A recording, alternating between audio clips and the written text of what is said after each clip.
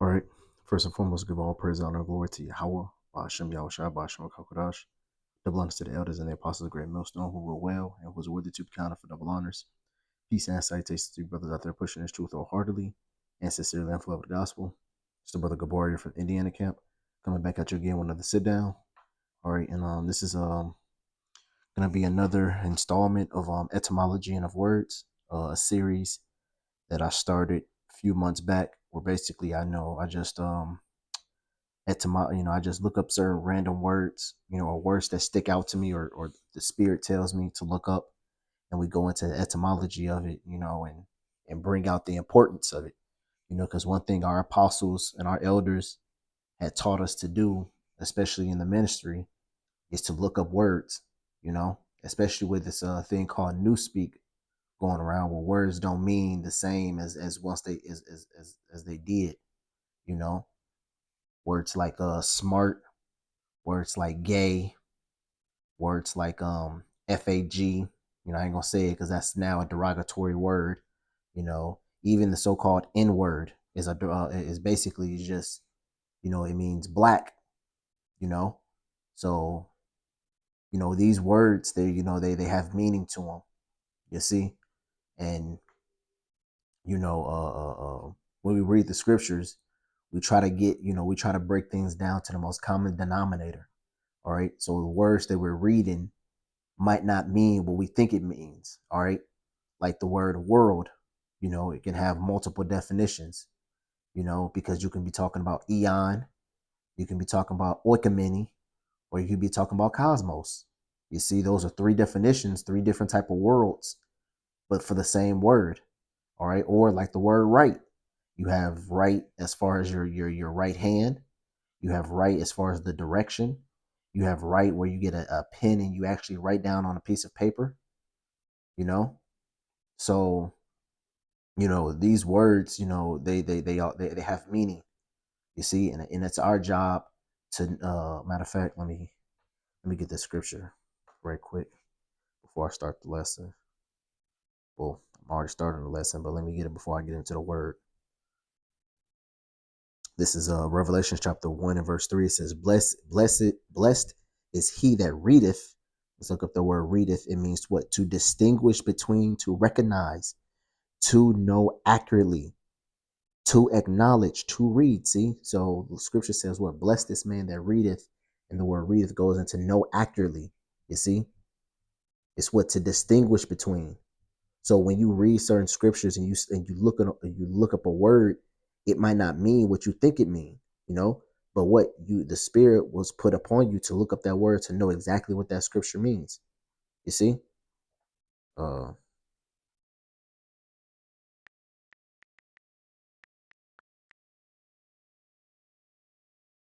this is 2 Timothy chapter 2, verse 15. It says, study to show thyself approved unto Yahweh, a workman that needeth not to be ashamed, rightly dividing the word of truth. See? So there's a certain way that these scriptures must be taught.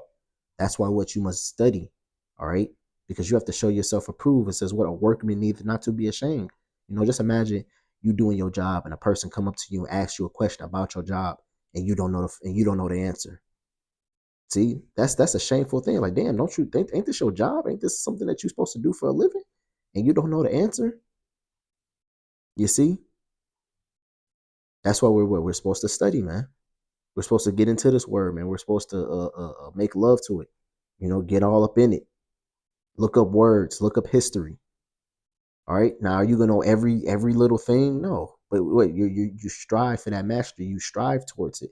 You know, you try to be like an what is it? You try to be balanced, a well-oiled machine. You see? And just because you don't have the capability of knowing every little thing, or certain things are gonna escape you, doesn't give you an excuse to at least try. You see?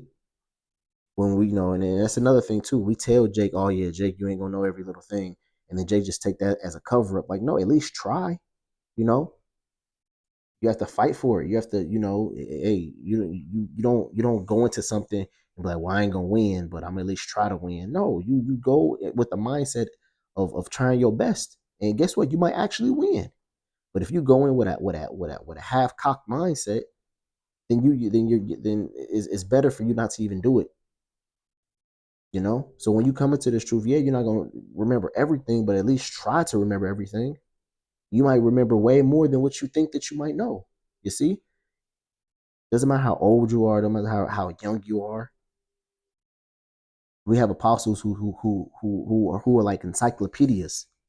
You see, but without further ado, let's get back to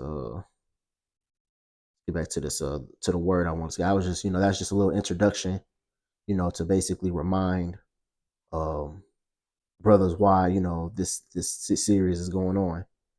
Um, but I looked up the word straight. We brought this out of camp, and I was just thinking, I'm like, damn, if I never did a etymology of the word straight, even though I already knew what it meant, but still, it doesn't hurt to go into these words, refreshing yourself, getting familiarized back to what the word means, even though if you might have looked it up 1,000 times, um, I really want to skip down to read this passage because this passage hits it harder. But I'm gonna go up a little bit and just read certain points. This is the word straight. All right. It says narrow. It says confined space or place. And anything that that's confined, it's real hard to get into. Imagine a closet or imagine a maze. If something's real narrow, you might have to turn shoulder to shoulder and get in one shoulder at a time. Something that you can't just walk broadly in, like a doorway or something. It might be something small where you can't fit. That's what the word straight goes into. Which ultimately goes into a place of difficulty. you know if you look down, it says often in plural straits, that sense of difficulty. All right. It says going back up, it says narrow part, pass, defile, narrow passage of water. Let's see. It says narrow, not wide, tightly pulled. It says sewing, binding. All right. It says tight, closely fitted, constricted. All right. Which this is all synonyms to go and basically something that's not something that's not easily gotten. You see, now if riches or treasures was in a tight, narrow spot, you would say, yeah, that's a straight pass or that's a straight way. You're not saying that as far as like it's an easy one, point A to point B way, but it's gonna be difficult to get to that treasure. It's gonna be difficult to get to that, to get to that to get to A to B. You see, I'm gonna go ahead and read this right here, and I'm gonna get the scripture where it's the bread and butter when it comes to the word straight. Um, this says it says of a way of life. See, and that's another thing too, man. This being in straits is a way of life. It's not something that you just go through once and then it's over. No, it's a way of life, especially if you're in this truth. You see, and that's another thing too. Things are gonna get harder before it gets easier. All right. You got to think Jacob's trouble is right around the corner, man. So things ain't gonna always be sunshine and rainbows. All right, you're always not gonna have an easy life, or a job where you can go and pay your bills and do all this. Hey, listen, man, we have to forsake all of that. Because eventually the MOTB is gonna be brought out. Then what are you gonna do about your job? Then what are you gonna do about your way of life? Your what do they call a job? Your not what they call it. Your living, basically. If they say, oh, what you do for a living, you know. It says of a way of life. It says severely restricted, austere. All right. It says straight waist. It has been more or less confused with unrelated straight. See, so the word straight and the word straight are two different straights. All right. So just because of the spelling, it's been often confused with the word straight. All right. It says as both has been spelled in both forms. See, so one is talking about a level of difficulty, and another one, oh, right here, you see it says what? Convictional, especially heterosexual. Says a second straight course of convenience Um, Morello says law abiding behavior, says which is a base of misreading Matthew's. Hold on. Line, street, direct, honest conduct, free from crookedness, clear, reserve, unmixed, pure. See, so this is different from difficult. You know, this is more like straightforward. You know, something that's plainly to see, clear. You know, if you're looking at something and you're not seeing any BS in it, you're looking at it straight. Where the other straight is more of a it's talking about a condition. You see, something that's tightly pulled. All right. So let's go ahead and grab it.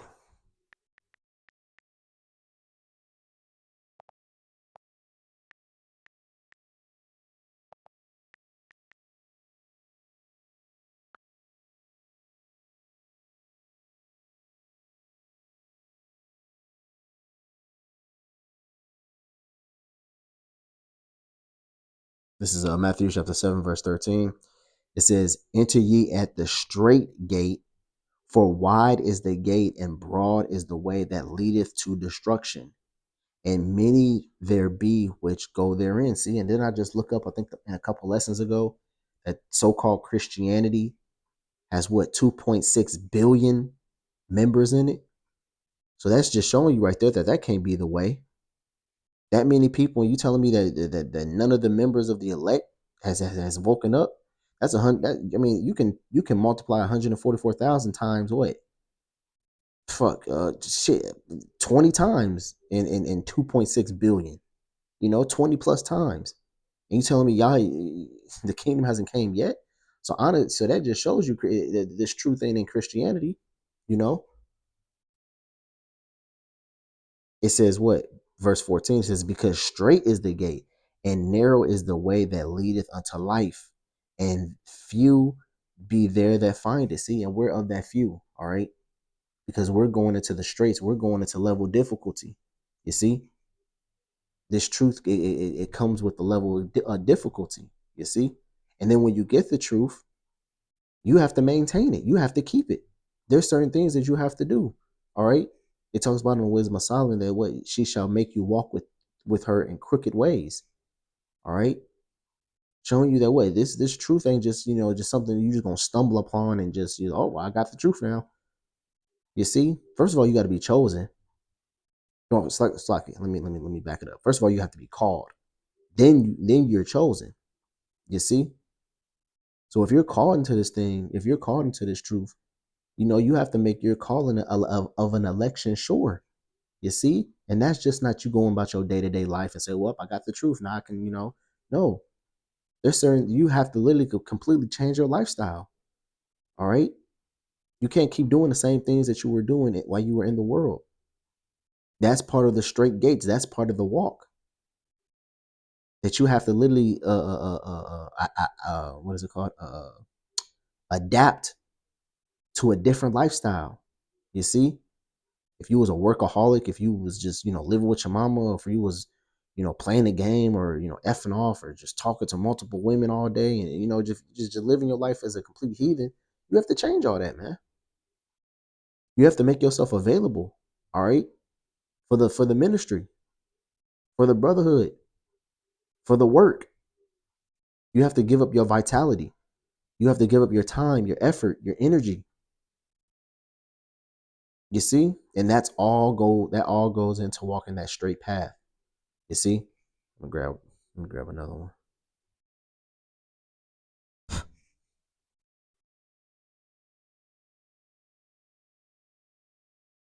This is Sirach chapter 2, verse 1. It says, my son, if thou come to serve the Lord, prepare thy soul for temptation.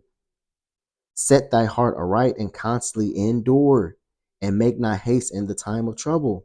See? Why would the Lord tell us to constantly endure? Because what? When we come to serve him, man, it's not just gonna be no easy and no easy walk. Even though the scripture says what my burden is light, but it's still gonna have a level of difficulty to it. You see? That's all going into the straight and narrow. And guess what? If you're walking in the straight and narrow and you feel, if you feel it sometimes it's not always easy, then guess what? That's how you know you're on the right track. That's how you know you're on the right path. Because guess what? If it was easy for you to do this and do that, and you can, then what the scripture says, what broad is the way that leadeth into destruction. All right.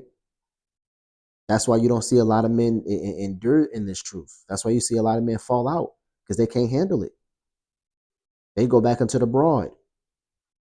But us who stay on the straight and narrow, man, guess what? We're gonna enter into life, Lord willing, that what we endure.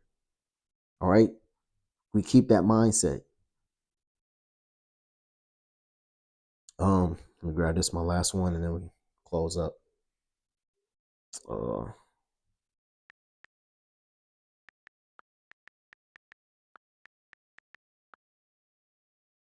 you know what I want. Come on now, don't do that. They know exactly what I want. All right, this is Second Ezra chapter 7 and verse 6.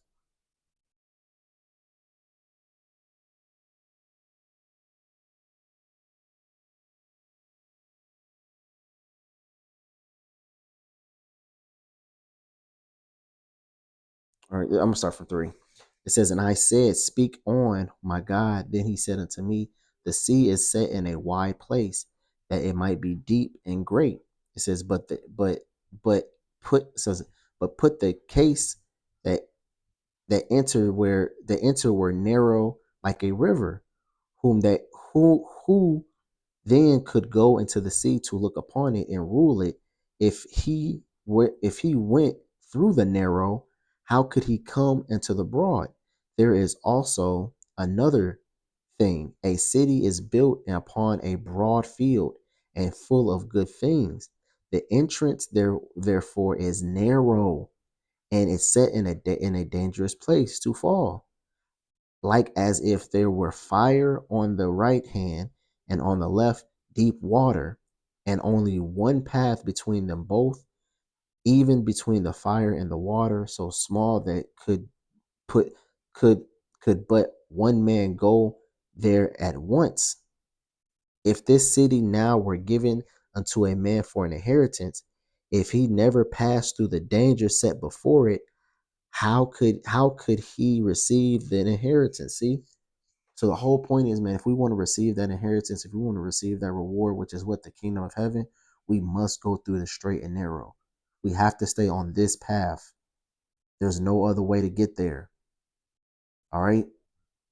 And if you think there's another way to get there, you're going to wake up in a rude awakening where you find out that that wasn't the way. That the straight and narrow is the only path Yahweh Bashem Yahshua paved out for us. That's the path we have to stick on. That's the path we have to continue. And that's the path that our elders and apostles and the men that came before us, that they walked. And they showed us by leading by example that this is the way. All right. So that's all I had in this lesson. Lord willing, I hope this video was edifying for you brothers out there. Keep pushing, stay strong, and until next time, shalom.